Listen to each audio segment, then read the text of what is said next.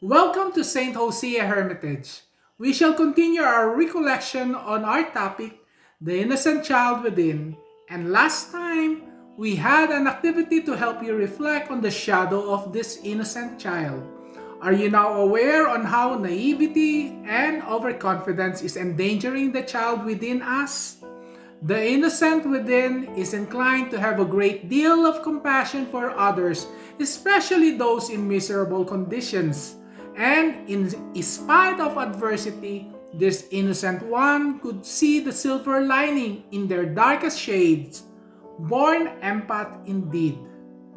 This innocent one recognizes the light, but the bright light he faces is dazzling to the eyes.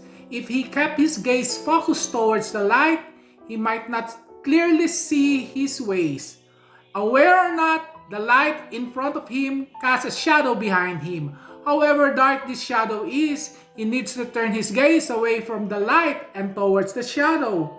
That light is his sense of optimism and positivity, and the shadow of this could be the risk along the way that he may encounter. If he stubbornly gazes at the light, at his optimism, without studying the risk, it could be devastating to himself. For example, I came here to Canada for my perceived sense of happiness. My estranged spouse convinced me to migrate. His family's business was crumbling. He couldn't get a good paying job in spite of having a good education. He was young and had a promising future and convinced me that together we could make one. I was in love and for his sake I agreed. Risking without analyzing how it could be devastating to myself, my career, and my future, I blindly trusted him.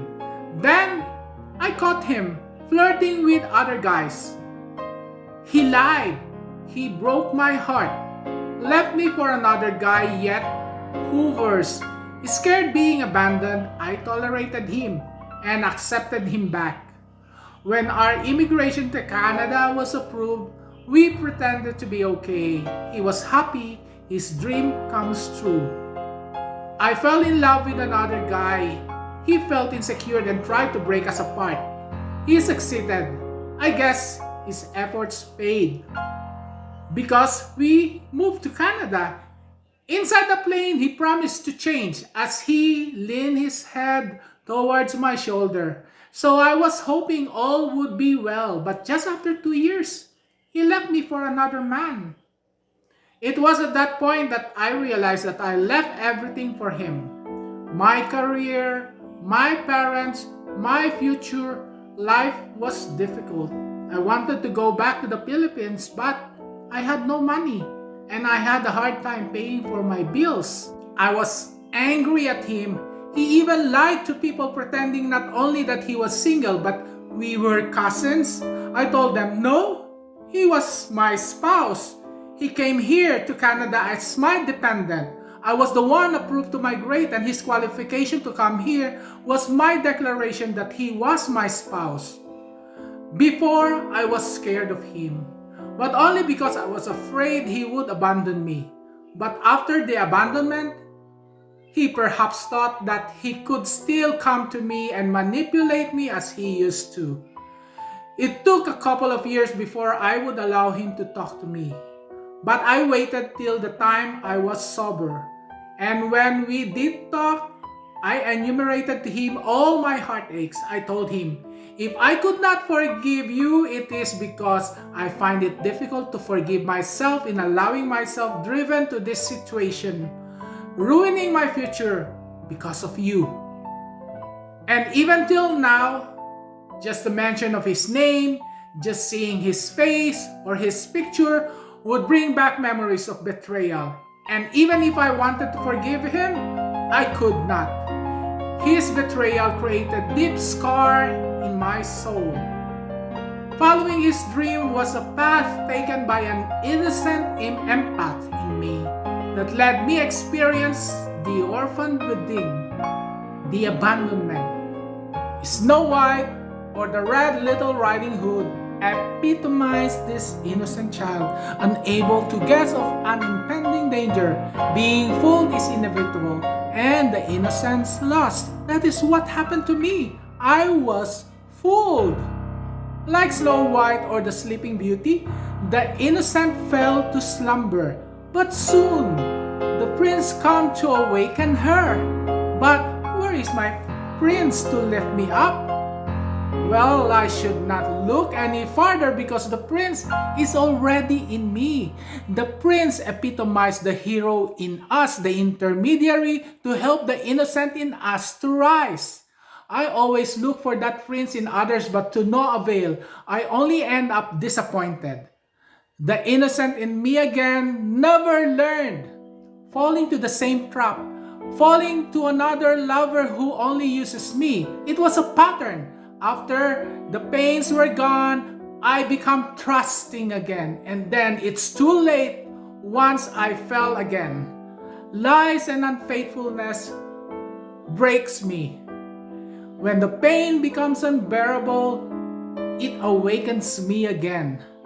This time, my pains made me become sensitive to my feelings. As I listened to others' story of betrayal, I understood this phenomenon. My empathy grows. I started to feel other people's emotions deeply, having a strong urge to help others and become intuitive. I started to recognize and follow my hunches. Never ignore your hunches to prevent from falling into danger. Then later in my research, I learned that my pains have turned me into an empath, a person highly attuned to the emotions of other people and could take on their feelings. And it was this empathy that led me to fall to same people who hurt me. Those people I love but kept coming back, hovering because they need me for their own survival. But then, when they got what they wanted, they gaslighted me, lied to me, and betrayed me not only once but many times. I would cry in pain, hoping these people change.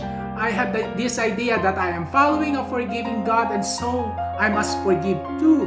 But the more I forgive, the more they would abuse my kindness. Then the hovering, lies, gaslighting, and betrayal goes on and on and on and on until I told myself, stop! God is forgiving, but these people never change. The forgiveness is on God, not mine. Yes, I can forgive, but I cannot be like God. I should stop being God and let God do His work. And mine, I must just stop the abuses done to me.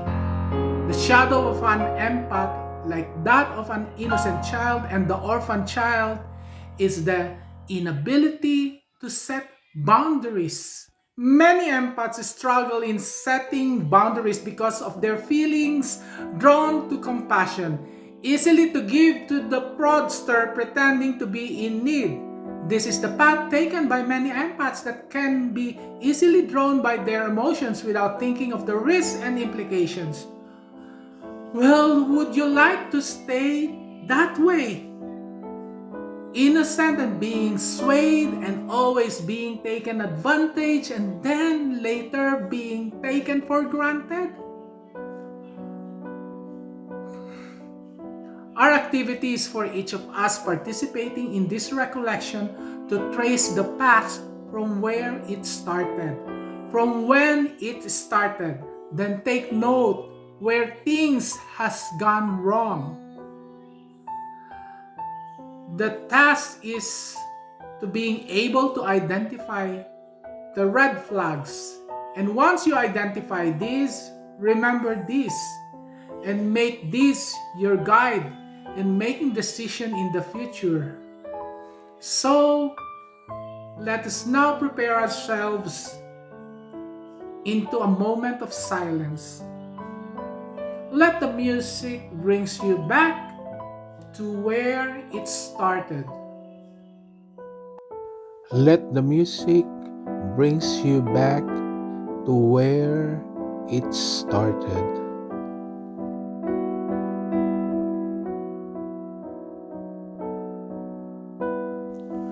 From right now, let the clock runs backward. What happens minutes ago,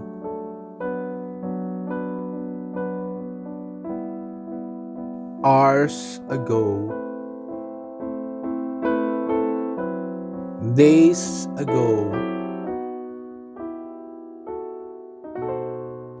months ago, or years ago.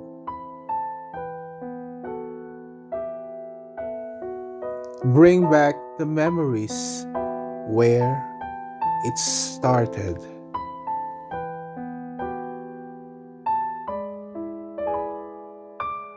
From the time when the abuse started.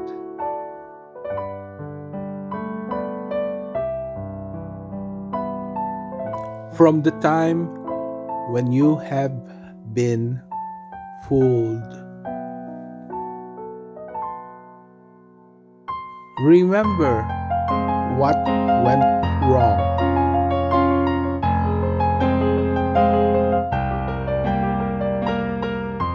The red flags. Why this happens. Remember how you feel.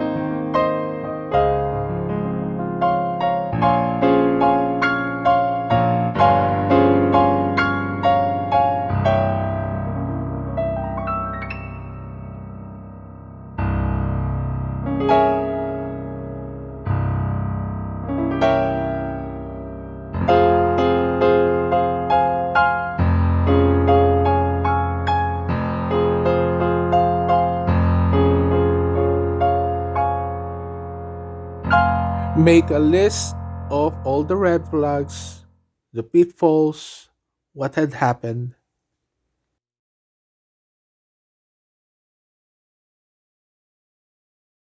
Have you made the list? Here was mine. First, I was too trusting. I never questioned his intentions, believing everything he says. Second, I was scared of losing him.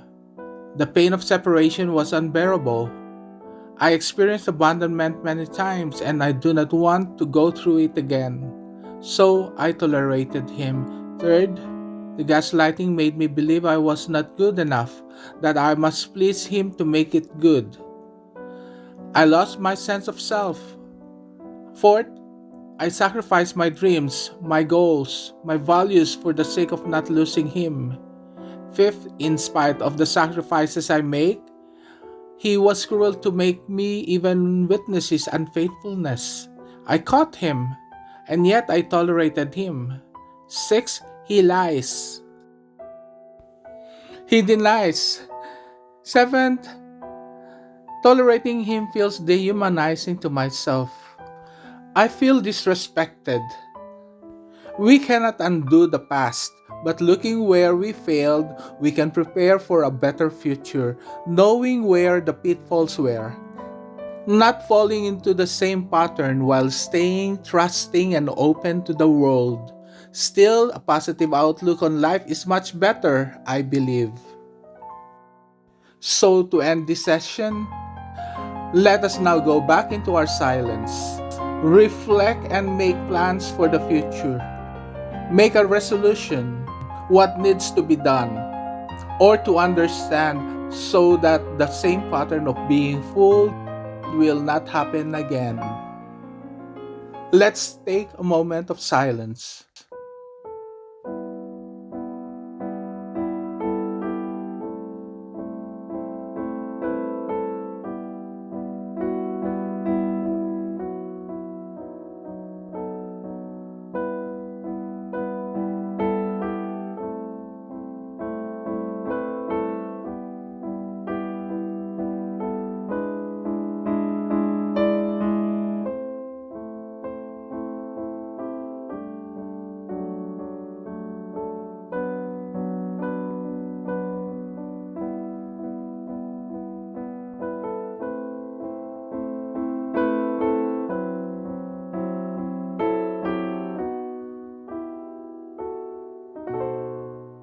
Next week, we will talk about ways of coping with being victimized by fraudster in a healthy way. We will talk about the innocent child wakening up from slumber into becoming a hypersensitive empath, harnessing the hero within, and in due time, becoming a super empath.